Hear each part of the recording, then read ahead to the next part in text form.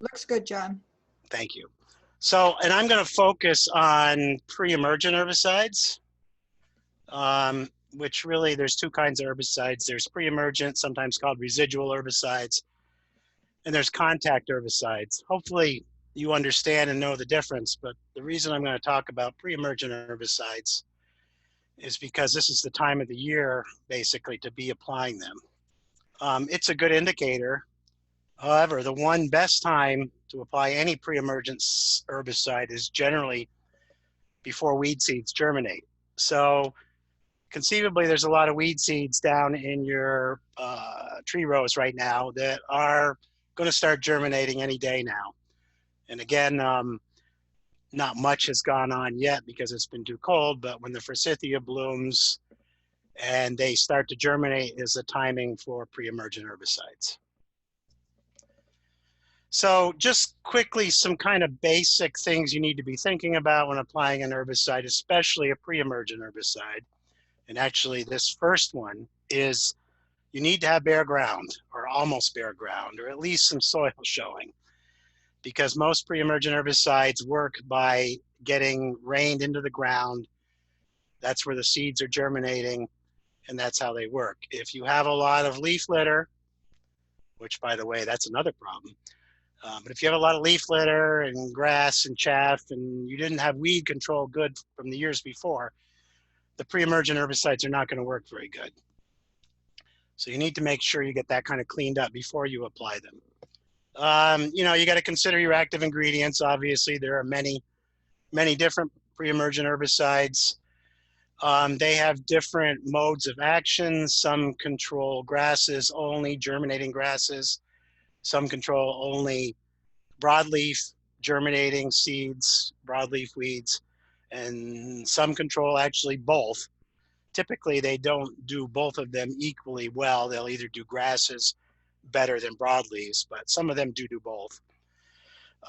Because some of these herbicides can be kind of hard on young trees, you have to consider tree age. On the label, it will specify how old the trees have to be before you apply a pre-emergent herbicide. It's typically not as dangerous as using a contact herbicide, for example, on young trees, but still I have personal experience with applying a pre-emergent herbicide when the trees were younger than they should have been, and that's not a good situation. Also, many of them are registered for both stone fruit and pome fruit, apple, pear, and stone fruit, cherries, peaches, plums, etc. But check, because some of them are just labeled for pome fruit and not stone fruit. When applying pre-emergent herbicides, rate is really important. So therefore, calibration of your sprayer is important. I'll address that briefly. Contact herbicides like glyphosate, it's not quite as important. You know, you can apply them kind of as a percentage of your gallonage, but with pre-emergent herbicides, sprayer calibration is really important. In some cases, you may want to include a contact herbicide this time of the year if you have annual weeds or winter annuals or perennial weeds that are still there. And as always, you know, before you apply an herbicide, read the label. It's amazing how much good information is on a label. I know some of them are kind of long and dense, but it's always, before you apply any crop protectant, a good idea to read the label. So I mentioned tree age and crop. Be particularly careful about the youngest tree age that's specified on the label. Most of your pre-emergent herbicides, you don't have to shield young bark from spray, but if you're using a contact herbicide on young trees, you do need to provide some kind of shield. You notice the trees in the background there have a plastic wrap around them, which would adequately shield them.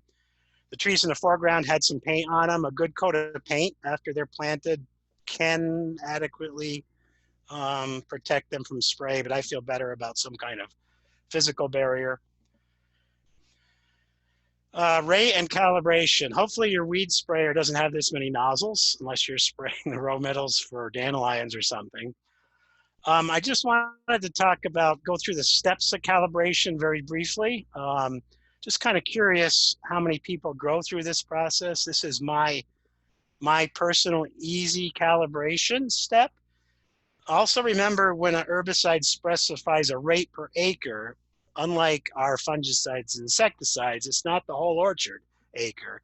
It's just the part of the acre that gets sprayed. So for example, if your herbicide strips in your tree rows are only a third of the total acreage, and you mix up enough herbicide to spray 1 acre, you can actually spray 3 acres of orchard, if you get my drift. We don't want drift, actually. No drift. So the way I calibrate an herbicide sprayer that has either 2 or 3 nozzles, I prefer just 2 nozzles at the end because I don't like a real wide herbicide strip. But anyways, and you can mark off 100 feet or 200 feet, whatever you feel good about. Note the spray width, turn the sprayer on at the pressure you're going to spray with, and measure how much area that spray watt is covering. So for the example here, I'm going to say it covers 3 feet wide. I'm going to spray 100 feet. That's 300 square feet covered, correct?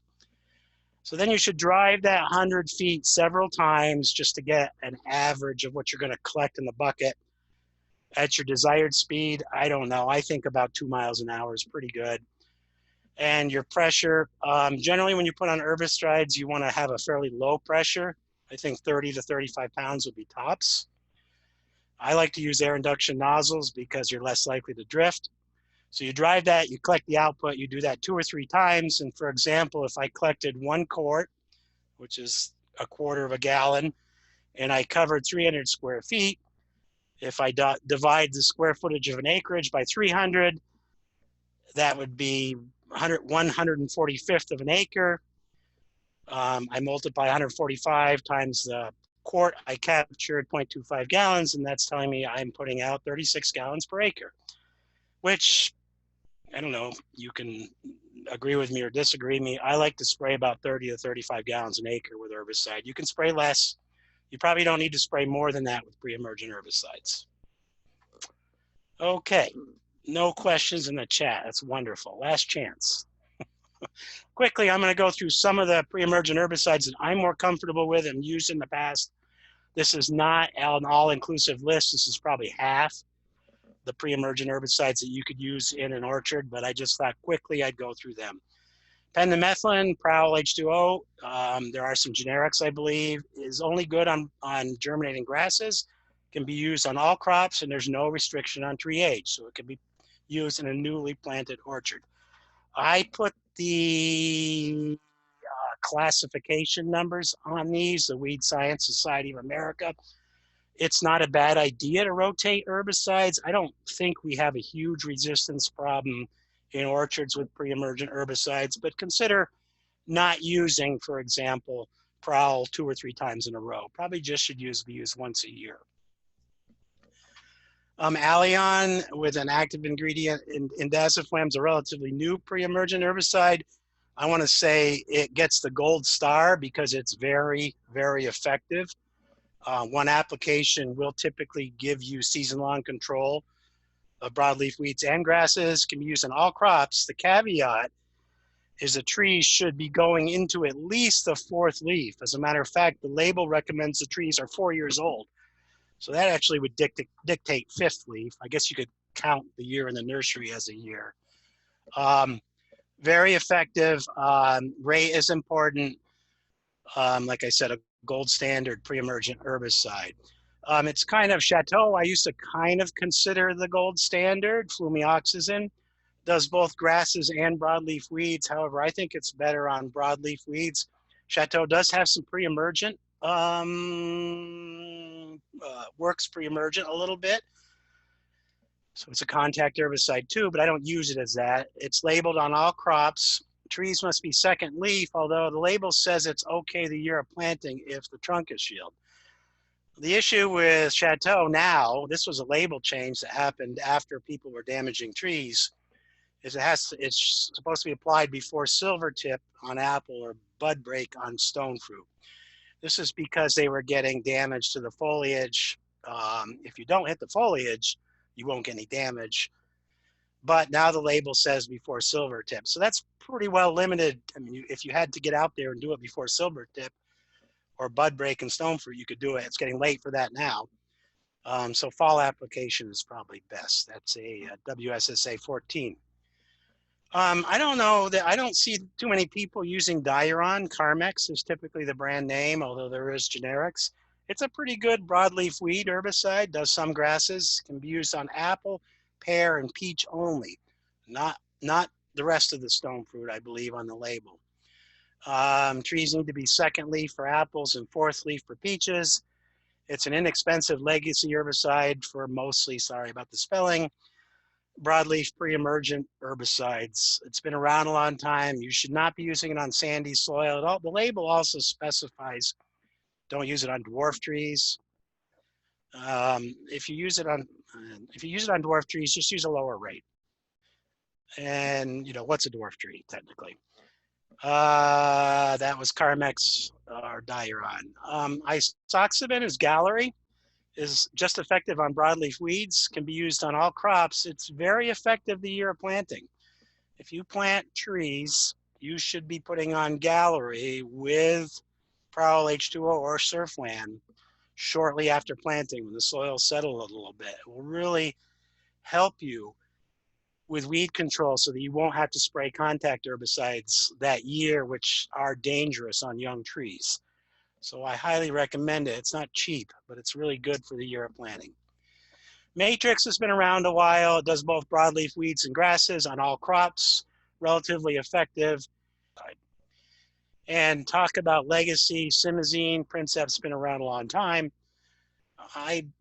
Works on both broadleaf and grasses. It may have some resistance issues if you've been using Simazine or Princep for a long time. You may have some weed escape issues. Be careful with the rate on sandy soil. I didn't look at the rate extensively, but you can get some phytotoxicity at high rates on very sandy soils. So that's quickly just kind of some of the ones I'm most familiar with and that I'm comfortable using. There are several others out there that are new, and I'm not going to address those. You may want to include a contact herbicide. There's several: Paraquat, glyphosate, glufosinate ammonia. All of these you should shield, especially young trunks, from spray. You don't want to be spraying young green trunks with any of these contact herbicides because that can cause, depending on the herbicide, significant damage. And you kind of need to realize what your problem is. If they're annual broadleaf weeds, you can use some weaker contact herbicides. If they're perennials, you probably want to be using something systemic like glyphosate. If somebody can tell me what works really good on perennial grasses, I'd like to know because I've had trouble with those. So again, Trevix is something you might want to consider as a tank partner with your pre-emergent spray if you have emerged, especially broadleaf weeds, which I see quite a few of those right now. Finally, as if you don't have enough problems right now, we don't all have enough problems. I'm pretty sure that as of effective right now, if you want to apply Paraquat, gramoxone being the most common trade name, you have to, if you're a certified applicator, and actually only certified applicators can apply gramoxone now. Gramoxone cannot be applied under the supervision of a certified applicator. You have to take this training, and it has to be an EPA approved Paraquat training. You have to do it every 3 years. I just went through it the other day. It's not terrible. It's kind of interesting. It basically says nobody should be drinking this stuff, but we kind of all knew that. A sip can kill. Anyways, if you want to use Paraquat, my advice maybe is just don't use it. But if you want to use it, you can go to campus.extension.org, create an account there, and go through the Paraquat training, get your certificate. Oh, I meant to include that in my talk. I was going to show you my certificate. You can get the certificate and you'll be good to go with Paraquat. But realize it's a danger, poison, signal word, herbicide. I think going down the road, I would avoid using it. Our tree fruit guide, anytreefruit.org, I think has a lot of good information, some nice tables on herbicides.